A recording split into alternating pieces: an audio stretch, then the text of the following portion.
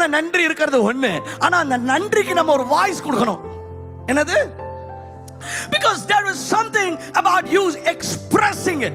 நீங்க சொல்றீங்க பாத்தீங்களா, அதுல பவர் இருக்கு. நிறைய பேரு உள்ள மனசுக்குள்ளேயே வச்சுக்குவாங்க, சாம்பார் சூப்பரா இருந்துச்சு, ஏன் வாயை திறந்து சொன்னா என்ன?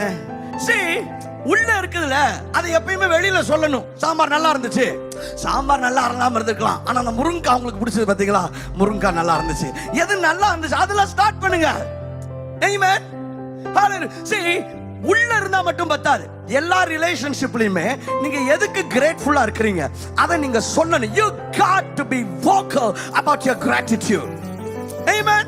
அவரை பார்த்து சொல்லணும், அது ரொம்ப முக்கியம். சிலர் சொல்றதே கிடையாது. எதுக்கெல்லாம் ஆண்டவருக்கு நன்றி சொல்றீங்க?